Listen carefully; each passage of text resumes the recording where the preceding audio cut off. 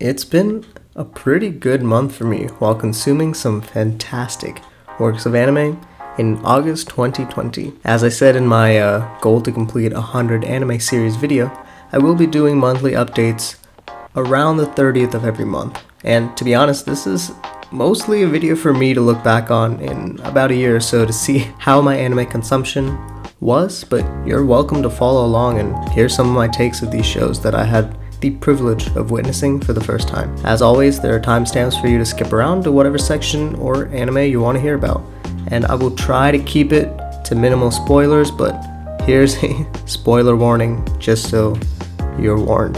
And if you want more regular updates, more than just the monthly ones of what I'm watching/reading, friend me on my anime list or AniList, as well as check out some of my live tweets of the series that I feel like doing them for on Twitter. Links for everything down below. Like and subscribe if you like this sort of stuff. Now, let's begin. Analytics and even more analytics. In general, for my goal for the beginning of this year itself was to catalog and analyze more things in my life. So here's some stats for August 2020. These are the number of episodes consumed and some averages for the days. I highly expect these averages to go down and normalize to 3 per day across the board, as that was my goal, to watch 3 episodes a day or once for each time I eat a big meal. The anomalies for this month, I think, is because one, I had actually solidified my list for the foreseeable future for a watch order, and periodic binging. I binge for 2 reasons. One, I want to quickly finish the show so I can get past it, or 2, I love it so much I can't stop watching it, and this month I succumbed to both. Hopefully I'll be a little better in the future, and I don't want to paint the picture that binging is bad or anything. It's just I don't want to spend all day watching anything. I'm trying to live a more varied lifestyle where I do things and everything in moderation. And well, that's kind of hard when something excites you. And no, I wanted to do more statistics for this month, but I think I'll save it for a 3-month or 6-month review once I have a little more data to play around with. So let's talk about the series themselves. Here's a list of all the series that I've watched, and I'm not really going to talk about seasonals that I'm currently watching until they're completed, but here's a ranking for which seasonals excite me more. And I will discuss the series that I talk about in order of what I rated them. So we had 2 10s this month. 2 10s. Tatami Galaxy and Trigetsu no Lion. So Tatami Galaxy. What is a rose-colored campus life mean? This is a really short 11-episode series of a dude in high school exploring that notion in various repetitions of his past 2 years. What I hold to a higher standard are openings and endings. And I don't mean OP and ED songs, as they don't really have to be that great for me to really enjoy a series and vice versa. I meant the beginning and endings of a series or a season. The middle is a little less important because the initial impression sets the tone and my expectations for the season, and if the middle droops down, the ending has the opportunity to tie up all loose ends and deliver a satisfying conclusion. And Tatami Galaxy nails this with a really fast-paced narrator. Our main character, Watashi, or him, as we don't really get his name at all, is characterized by the way he narrates the story, and it really sets the expectations high and is super engaging as he talks about his years and the environment around him in college. The absence of his speech, when those do occur, are filled with some creative visual animations by Masakai Yuasa. I probably butchered that name, but this director, whose other work that I saw this month as well, Ping Pong the Animation, also follows such freshness and use of a very quirky yet effective animation style that breathes so much life to these characters and the story. It could be recency bias, but this first episode by far is the best one I've seen. Something as simple as exaggerated drinking that expands the body had me so immersed. A 23-minute episode felt like 2 hours, and this holds for the rest of the 10 episodes. If you haven't checked it out, do so, as it will be an experience of a simple story that can be understood by most. As of now, I'm debating whether this tops Steins Gate as my number 1 anime, which is a bold claim, because Steins Gate has been my number 1 for about 9 years now. I think I'll need to finish my rewatch of Steins Gate first, as well as watch the specials, OVAs, and movies for both Tatami and Steins Gate before I come to my conclusion. I cannot wait for a rewatch of this in the future. A 10 out of 10. So Marge comes in like a lion, or Getsu no Line or Sangatsu. Also an amazing first episode where our main character Kiriyama doesn't actually speak until halfway into the episode itself. The aesthetic from the backgrounds to the character designs have that childlike sketchy feeling, especially with the moon chalked out. I love it so much. Add to that amazing visuals and symbolisms of drowning is just wow. This series is about shogi, which I don't really know anything about, but you don't need to know how to play to enjoy the show. The dynamics between characters are pretty unique, but feel so real, and how each person interacts with the world and themselves is explored with care. My favorites are Kiriyama, Shimada, and Koya.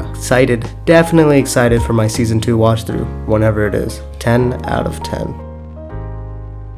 Ping Pong the animation is another banger from Yusuya. All of the main characters, or the strong characters, are grounded and their stories are explored to the fullest within such a short period of 11 episodes. The ideas of what it means to be a hero, how different people handle loss, and how a coach needs to understand his student first before mentor are all handled with such nuance. Smile and the other nicknames hold such strong meanings as the narrative progresses, and again, I love this quirky show so much. We'll definitely read the manga sometime in the near future. 9.5 out of 10. Akame Ga Kill is okay. I will say that my perspective of viewing the show was distorted heavily by Hunter x Hunter, as it's the first battle series that I've watched since catching up on the manga for Hunter x Hunter for the first time ever. And I will say that Hunter x Hunter is unrivaled in its flexibility and ingenuity of the power system and how battles are handled, while Akame Ga Kill doesn't deliver to that level. There are some parts, like the sniper getting a little stronger when there's a higher threat level, like there's a little bit of complexity to the weapons, the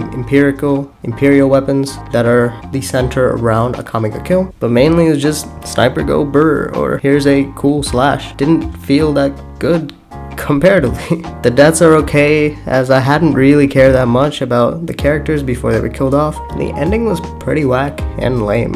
I didn't really like it. People have said that the ending is different in the manga, so I will read it maybe sometime at the end of next year, but for this anime, it's alright, nothing too special for me. I will say that the detail shots of these stills were pretty dope. 5 out of 10.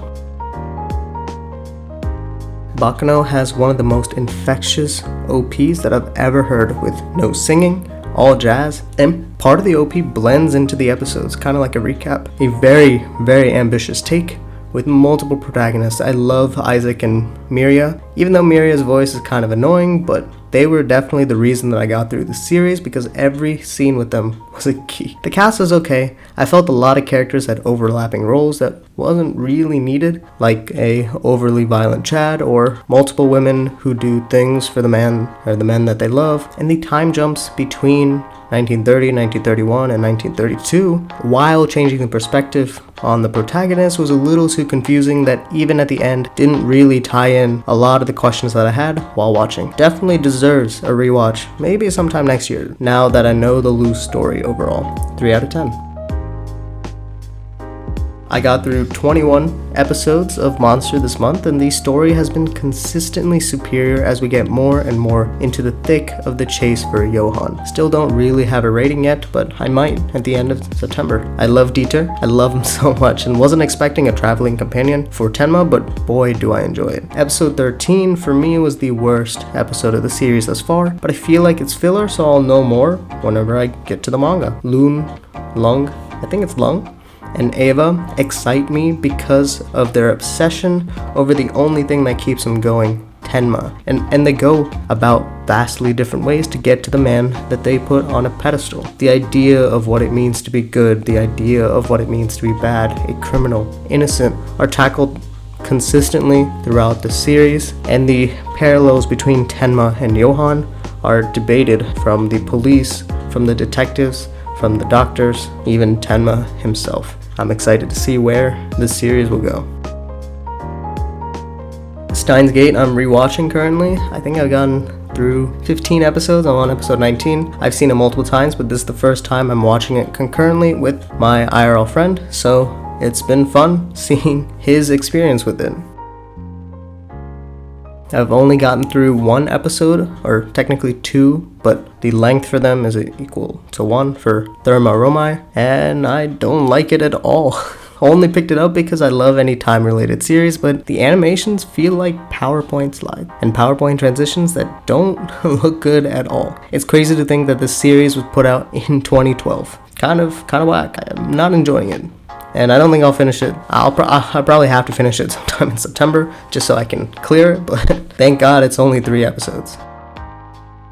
Hyouka, also I believe is produced in the same year as Thermae Romae, is a series that I've been meaning to start for a really long time because I had watched a lot of Replay Values, another YouTuber, his videos on the show out of context, so I'm glad to finally start my third Koyani product, the others being Violet Evergarden and A Silent Voice, both of which are 10 out of 10. I sense a lot of similarities between Hyouka and Tatami Galaxy, as the idea of a rose-colored life or a rose-colored campus is pretty similar, so I'm intrigued to see how Hyouka will address this in a high school setting. I'm only 5 episodes in and have just completed the first arc with Chichanda's uncle. I have it set as a 9 because how the cuts of the camera and the usage of visuals both set the mood and convey our main character's feelings, and these are handled masterfully. On top of that, I am watching Replay Values rose-colored dissection series on YouTube, which is linked down below, alongside whenever I finish a corresponding episode, and this is a novel and